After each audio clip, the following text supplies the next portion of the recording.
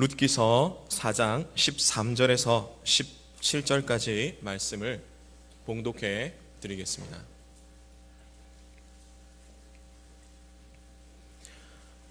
이에 보아스가 룻을 맞이하여 아내를 삼고 그에게 들어갔더니 여호와께서 그에게 임신하게 하심으로 그가 아들을 낳은지라.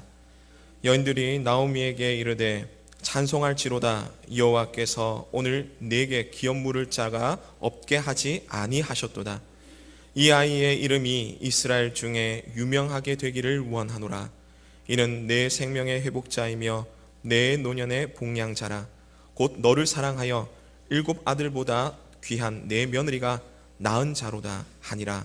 나오미가 아기를 받아 품에 품고 그 양육자가 되니 그의 이웃 여인들이 그에게 이름을 지어주되 나오미에게 아들이 태어났다 하여 그의 이름을 오벳이라 하였는데 그는 다윗의 아버지인 이새의 아버지였더라.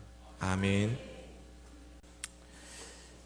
올달은 가정의 달이라고 해서 어린이 주일, 어버이 주일, 오늘은 부부 주일로 그렇게 지키게 되어집니다. 부부가 행복해야 가정이 행복해지는 것은 사실입니다. 그래서 오늘 아침에는 행복한 가정을 회복합시다, 그런 제목으로 말씀을 드리겠습니다. 우리 한번 따라하겠습니다. 행복한 가정을 회복합시다. 사람들은 그렇게 이야기하면 아니 우리는 싸운 적도 없고 가정이 행복한데 뭘 또 회복하자고 하느냐. 여러분, 우리가 항상 행복한 것은 아닙니다. 살다가 보면 서로 마음이 상할 수도 있고 힘들고 어려울 때도 있습니다. 그렇기 때문에 날마다 하나님 주신 은혜로 가정을 회복하게 되어지려고 하면 우리 부부가 날마다 하나님의 은혜로 신앙이 회복되어져야 될 줄로 믿습니다.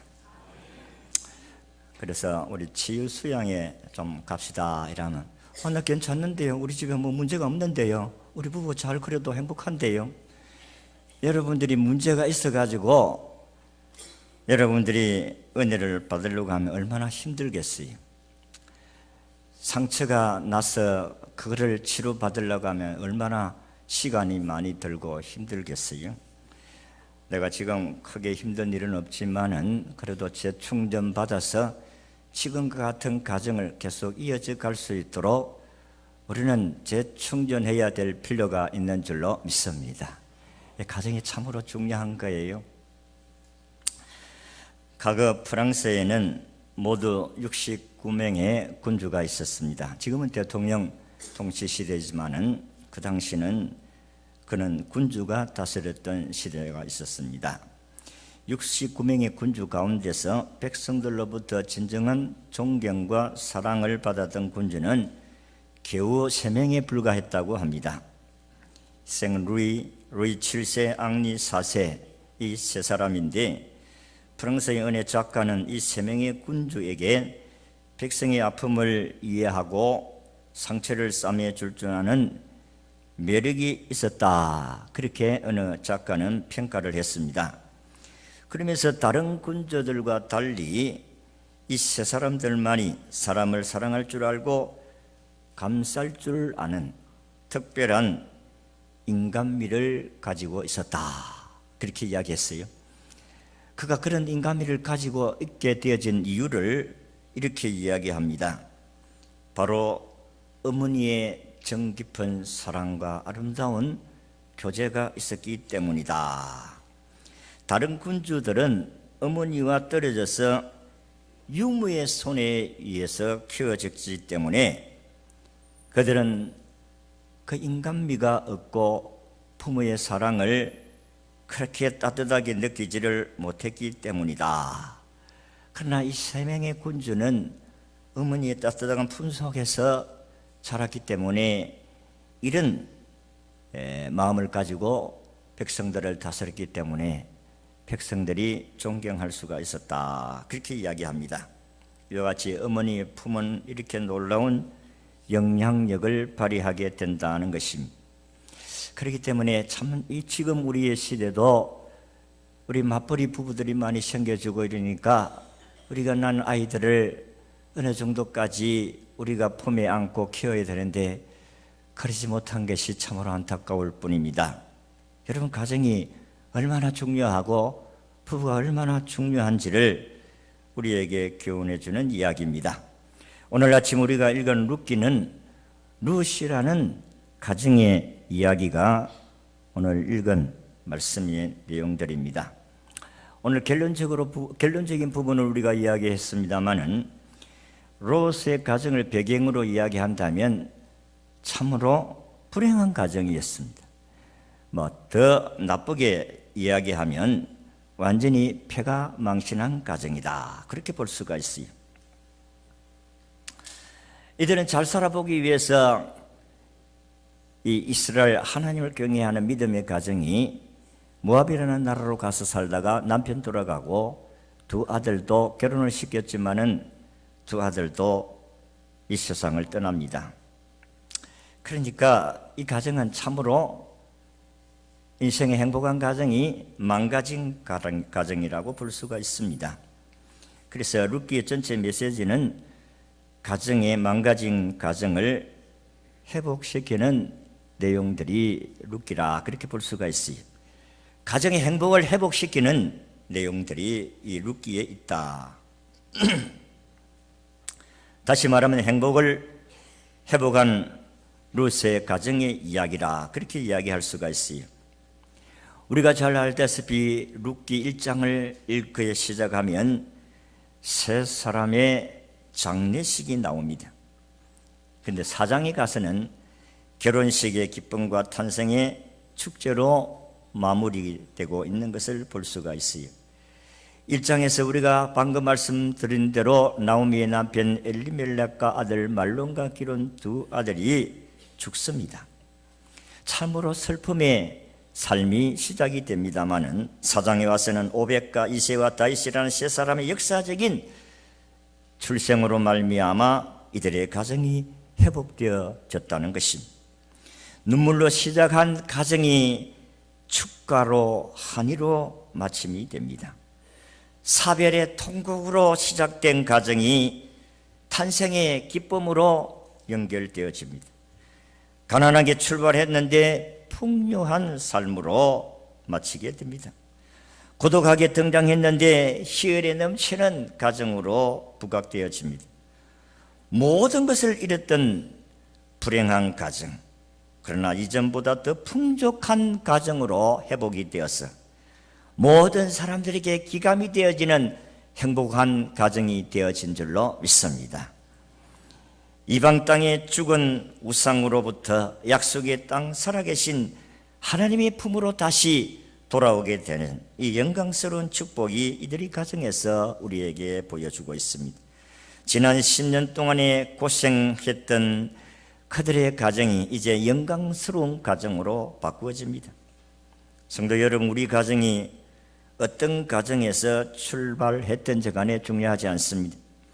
지금 우리가 다시 행복한 가정으로 회복되어지는 것이 중요한 줄로 믿습니다. 지금 어려움이 없다고 하더라도 우리는 영원토록 어려움이 없는 가정은 없습니다. 여러분들이 지금 괜찮다고 하지만 언제 우리의 가정이 또 이런 환난의 풍랑이 와서 우리의 마음을 힘들게 할지도 모릅니다. 이럴 때 우리는 다시 재충전할 수 있는 그런 은혜를 힘입어야 된다는 것입니다. 지나온 세월 동안 어떤 쓰라린 아픔과 상처와 고통이 있었던지 더 풍성한 행복이 있기를 진심으로 바랍니다. 지금 만족한 생활이라도 더 행복한 가정이 되어줄 수 있도록 우리가 힘써야 되는 것입니다. 그래서 여러분들에게 이 1년에 한 번씩 치유 수양회를 가지면서 우리가 다시 재충전을 얻고 가정이 다시 새 힘을 얻을 수 있도록 기회를 주십니다. 여러분들이 이런 세미나 참석하려고 하면요, 여러분들은 20-30만 원 줘야 됩니다. 하루 하는 것만 해도 한 돈 10만 원을 잡아야 돼요. 그런데 기양 전문 강사를 모시고 하루 종일 말씀과 찬양과 기도와 말씀으로 이렇게 재충전 받고 나오면 우리는 말로 다 표현할 수 없는 힘과 희열을 느끼게 될 줄로 믿습니다. 무슨 가정에 문제가 있어서 상처가 많아서 이런 수양에게 여러분 열어서 참여하는 것이 아니다. 물론 그런 가정도 있을 수가 있고 그런 사람도 있을 수가 있습니다. 그런데 이런 어떤 훈련의 과정을 경험함을 통해서 다시 새 힘을 얻게 되는 그런 사람도 있고 그런 가정도 있습니다. 우리는 한 사람이라도 다시 새 힘을 얻고 새로운 가정을 회복시킬 수가 있다면, 행복한 가정으로 다시 일어설 수가 있다면 우리가 하는 이 일들은 헛되지 않은 줄로 믿습니다. 오늘 우리가 읽은 15절에서 16절의 말씀은 가정의 행복을 위한 세 가지 중요한 단어가 나오는데 15절, 16절을 보세요. 거기에 회복자, 복양자, 양육자라는 단어가 나옵니다. 모든 불행으로부터 완전하게 회복된 가정의 아름다운 모습을 거기에 세 단어로 표현하고 있는 것입니다. 오늘 아침 우리는 로스의 가정같이 웃음꽃이 활짝 피는 행복한 가정으로 회복되어지고 이런 가정으로 계속되어지는 저와 여러분의 은혜가 가정이 되어질 수 있기를 주의 이름으로 축원합니다. 그러면 이런 아름다운 행복한 가정을 이루어가기 위해서는 우리가 어떻게 해야 할 것인가 하는 것을 여러분들에게 말씀을 드리고자 합니다. 첫째는 하나님이 돌보시는 가정이 행복한 가정이 되어진다는 것입니다. 우리 13절을 같이 읽습니다. 시작. 이에 보아스가 룻을 맞이하여 안으로 삼고 그에게 들어갔더니 여호와께서 그에게 임신하게 하심으로 그가 아들을 낳은지라 했습니다. 여러분, 룻의 가정이 행복하게 되어질 수 있었던 근거는 하나님의 돌보심의 은총이다는 것입니다. 하나님이 돌보심으로 아이를 잉태할 수 있었다는 것입니다. 돌보심의 은총이 룻기의 중심 전체의 주제이기도 합니다. 여러분, 보아스라는 부자 남자가 저 이방 여인인 룻과 재혼을 했어요.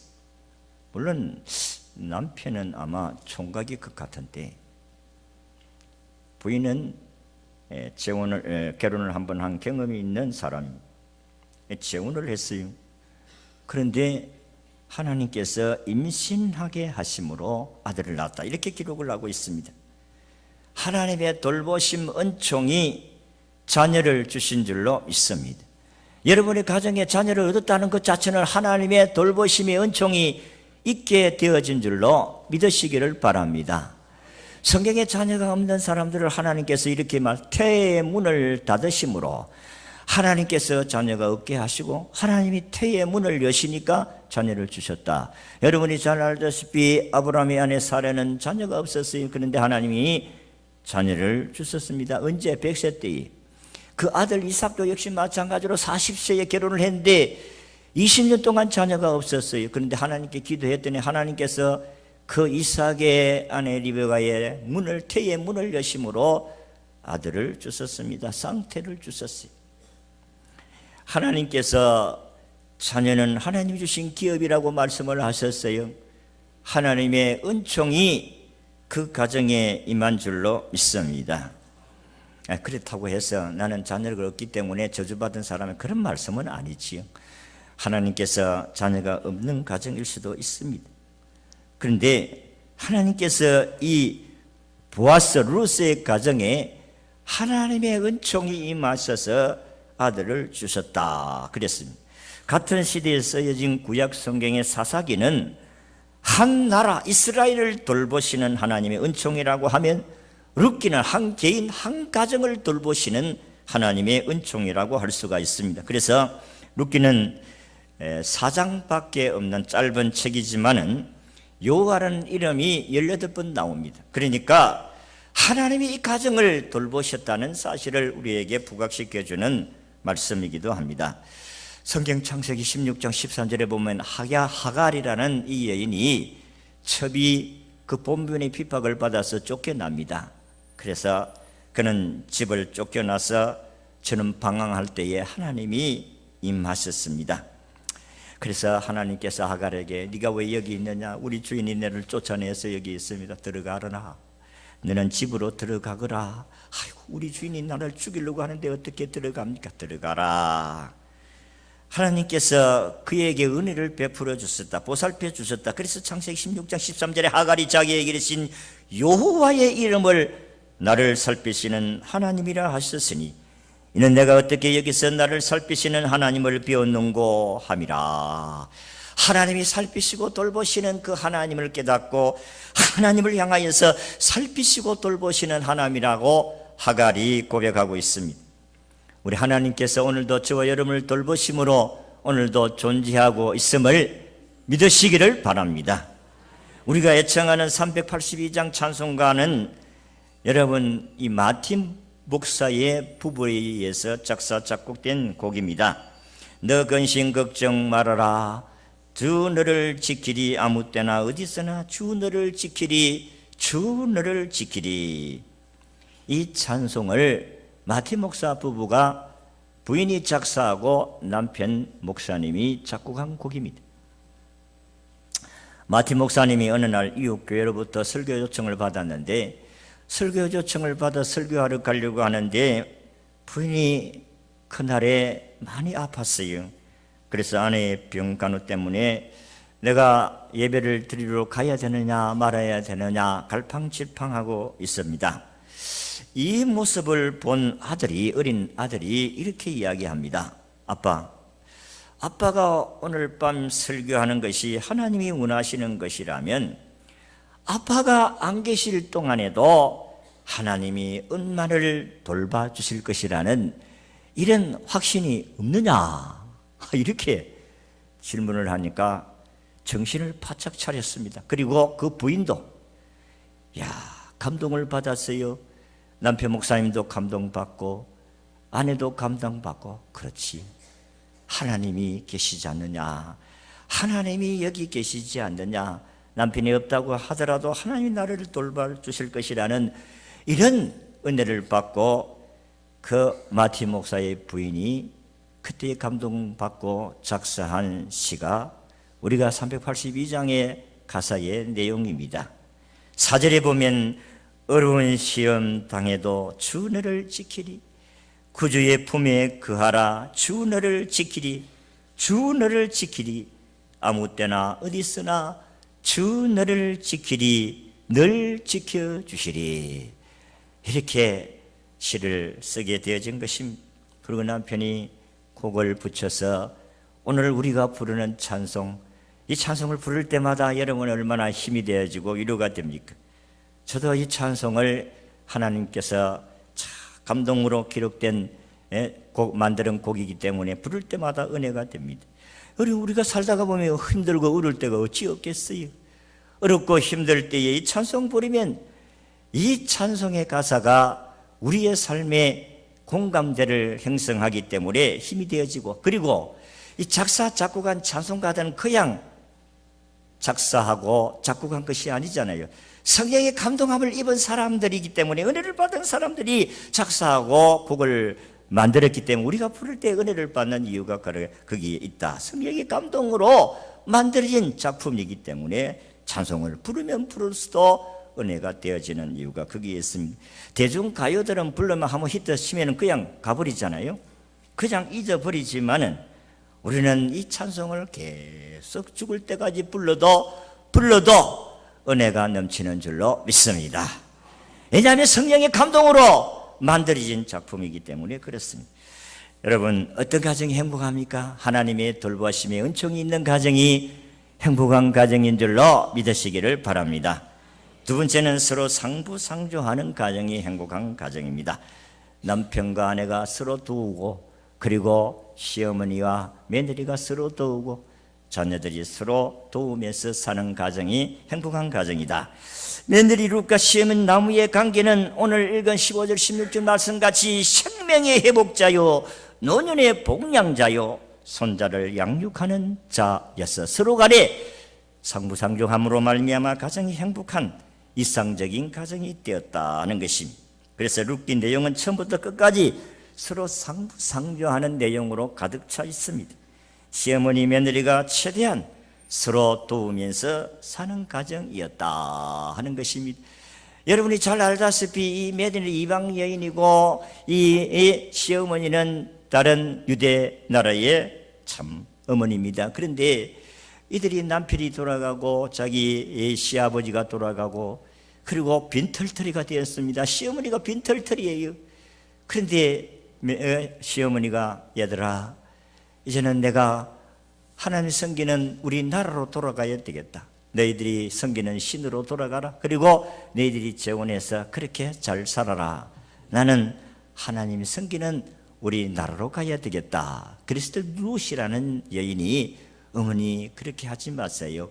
나는 어머니가 가는 곳에 나도 가고 어머니가 섬기는 하나님 나도 믿겠고 어머니 백성이 나의 백성이 되면서 살겠습니다.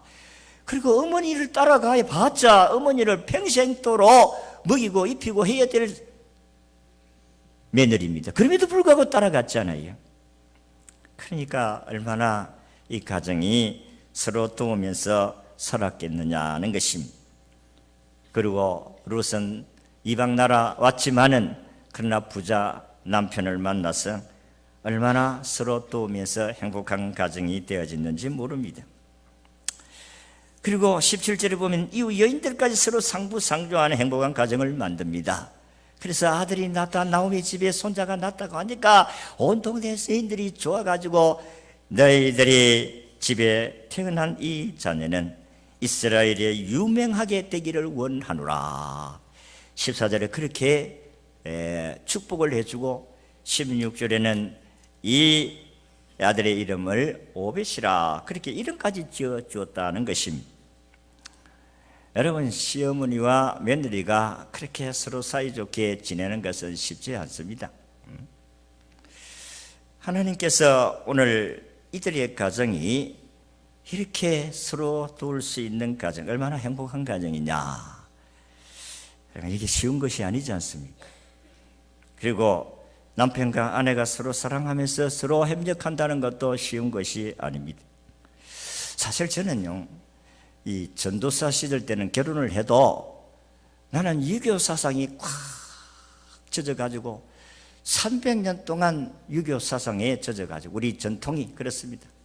300년 동안 제사 지내면서 그렇게 살아왔던 저는 자기도 모르게 그게 다 몸에 빼어져 가지고 결혼을 해도 남자는 부엌에 안 들어가고 결혼을 해도 남자는 아무것도 들고 가지 않냐고 그를 가도 부인이 아기를 얹고 기저귀 들고 그리고 가야 되는 거로 생각을 하고 살았어요. 이 전도사가 되었는데 그런데 이제 성경을 읽으면서 이렇게 말씀을 배우면서 이게 아니다. 그렇게 해서 점점 다듬어져 간 것이 오늘입니다. 60이 넘으니까 조금 철이 들어가지고 이제는 이제 식사할 때도 숟가락을 넣고 반찬을 올리고 이런 준비를 같이 해야 됩니다. 그래서 우리 집사람이 하는 얘기, 이제 숟가락 놓는 것은 훈련이 잘 됐네.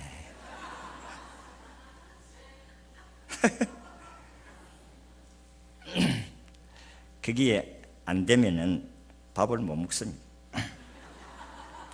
숟가락을 안 놔주는데요. 내가 숟가락을 놔야 돼. 여러분 이걸 뭘 이야기하려고 하는가 하면은 서로 협력자여 돕는 자라는 것을 몰랐기 때문에 그런 것입니다. 성경을 배웠음에도 불구하고 어떻게 사는 것이 기독교 가정인지 지금도 아마 나이가 좀 드신 분이라든지 50대 아직까지 유교 사상에 젖어가지고 에헴하고 있는 사람이 많아요. 내가 딱 볼 때도 고쳐야 됩니다. 훈련 받아야 돼요. 가만히 앉아서 숟가락만 가지고 밥만 먹는 사람이 되어서는 안 된다. 이 기독교 가정이 아니에요. 손도 하나 까딱 안 하고 제가 그랬거든요.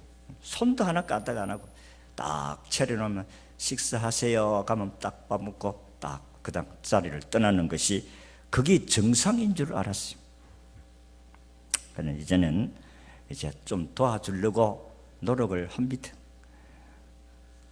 아이고 가슴 뭐 사모님한테 물어봐야지 뭐 목사가 저리 이야기한다고 뭐 물어봐도 마찬가지. 도와주려고 해요. 무거운 거는 나 내가 들게. 응? 그렇게 살아야 되는 것이 가정입니다. 그게 행복한 가정이에요. 응? 유명한 여성 가정학자 버지니아 사타니아는 행복한 가정의 4가지 중요한 특징을 이렇게 이야기합니다. 첫째는 자기 가치를 인정하고 자기를 존중히 여기는 가정.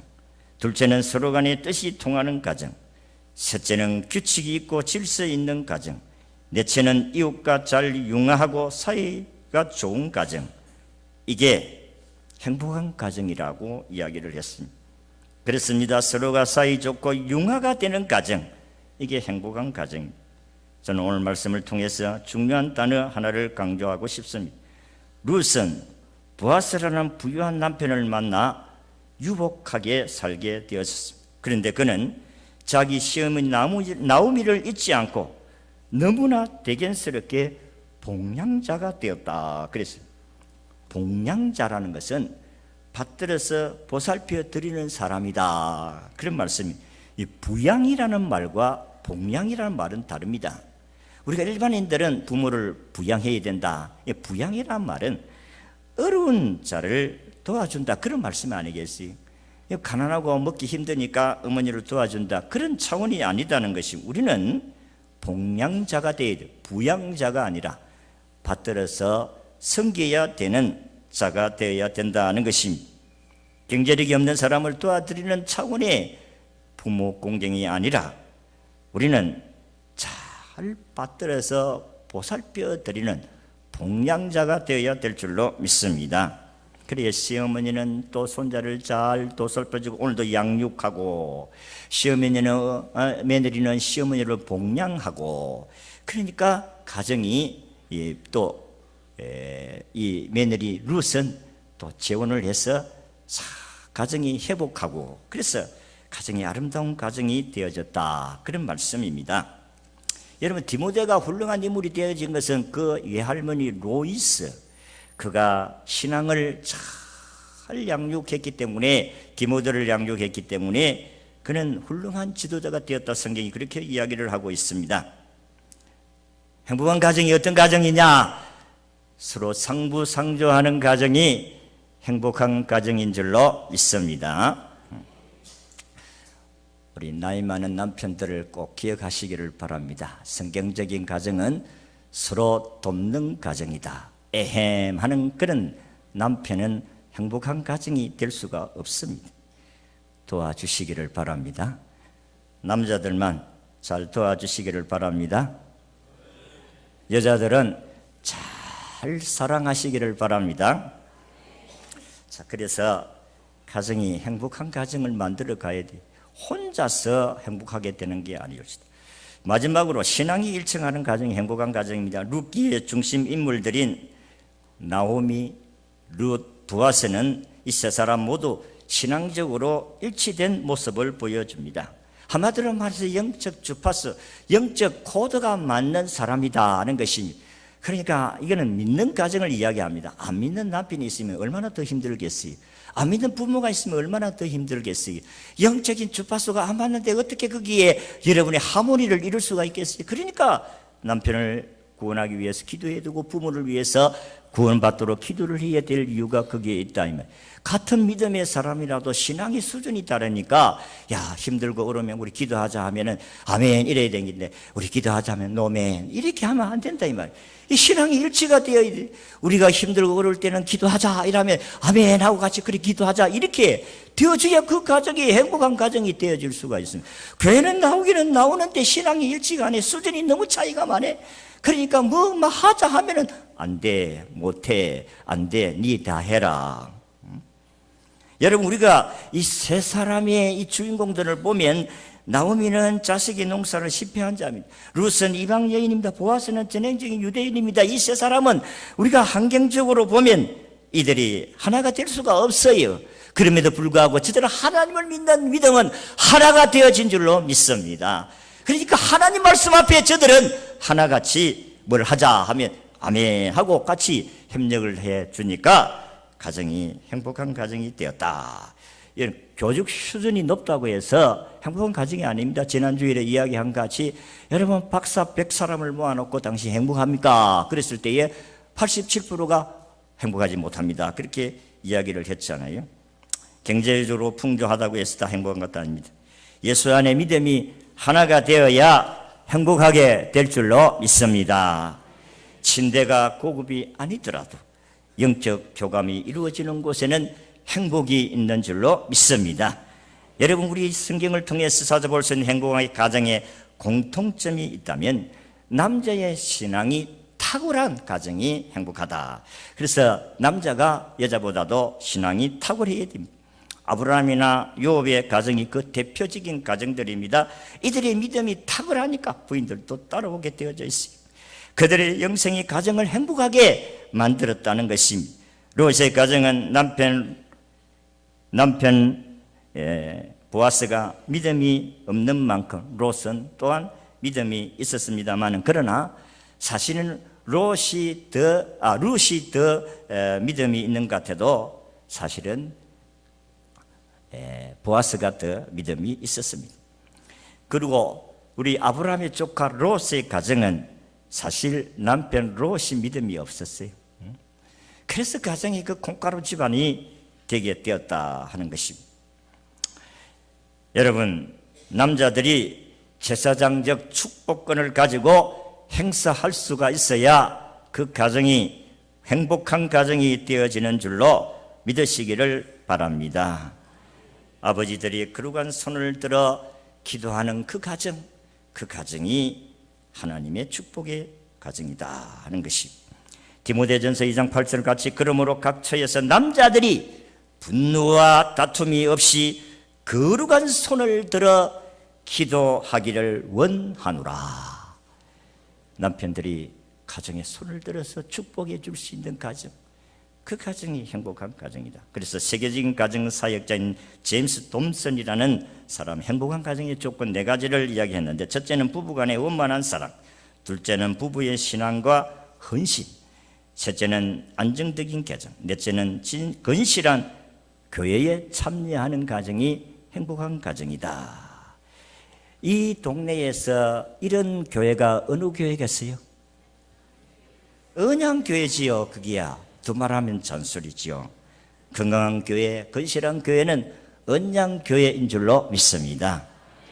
여러분, 부수 활동에 적극적으로 함께 참여하는 이런 성도들이 모이는 회중, 이게 건강한 교회의 우리 교회다 하는 것입니다.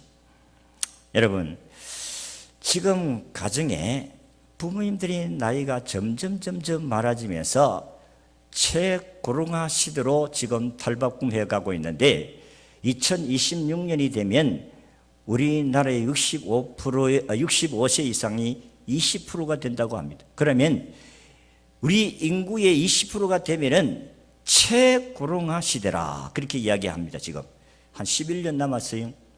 그러니까 우리나라 인구가 4,500명, 이제 4,500만 명, 5천만 명이라고 하는데, 5천만 명 하면 1,000만 명이 여러분 65세 이상의 사람이에요. 65세 이하는 노인이라고 하지 않습니다. 노인은 65세 이상이 돼야 이제는 노인이라, 그렇게 말씀합니다. 우리 교회 아직까지 그 분포도를 아직 내가 조사를 안 해봤는데, 우리도 지금 나이가 점점 들어가고 있다. 근데 2014년까지는 그래도 서울 인구의 유소년 인구보다도 많았습니다. 근데 2015년 들어와 가지고 지금 유소년 15세의 아이들보다도 지금 60세 이상 되는 어른들이 더 많아졌습니다. 인구가 노인 인구가 그 당시에는 작년에는 123만이었는데 지금은 작년에 121만이에요. 지금은 123만. 그러니까 지금 노인의 인구가 금년 들어 4월 기준입니다. 4,987명이 많아졌다고 합니다. 지금 최고령화 시대로 지금 완전히 달려가고 있습니다. 4개월 만에 26,012명이 노인이 더 늘었고 4개월 동안 유소년은 18,065명이 감소했다. 그런 말씀. 서울 인구가 그러죠. 그럼 전국에 지금 우리 아이들이 많이 낳지 않기 때문에 점점 많아지고 작아지고 노인들은 점점 많아지고 그러면 어떻게 이 시대를 살아갈 수가 있겠어요? 그러니까 교회가 희망인 줄로 믿습니다. 그래도 교회가 아이를 많이 낳고 교회가 어른들을 잘 봉양하면 이 시대는 이 사회는 희망이 있게 될 줄로 믿습니다. 사랑하는 성도 여러분, 가정은 행복의 보금자리입니다. 그러므로 하나님이 돌보시는 은총을 구하십시오. 하나님 경외하는 가정을 만들어야 된다 그런 말씀이 아니겠어요? 왜냐하면 행복은 하나님께로부터 오고 축복은 하나님께로부터 오기 때문에 그렇습니다. 아무 때나 어디서나 주님이 우리를 지켜주실 수 있는 그 믿음이 온 가정이 이루어져야 됩니다. 주 안에서 서로 화목하며 상부상조할 때에 그 가정이 하나님이 축복하는 가정, 부부가 예수 믿고 신앙으로 일치하고 그리고 부모와 신앙이 일치하고 그리고 며느리와 시어머니 신앙이 일치하고 그렇게 되어진다면 최초로 만들었던 에덴 동산의 행복이 우리에게 오게 될 줄로 믿습니다. 이런 가정이 우리 모두에게 우리 가정에 있기를 주의 이름으로 축원합니다.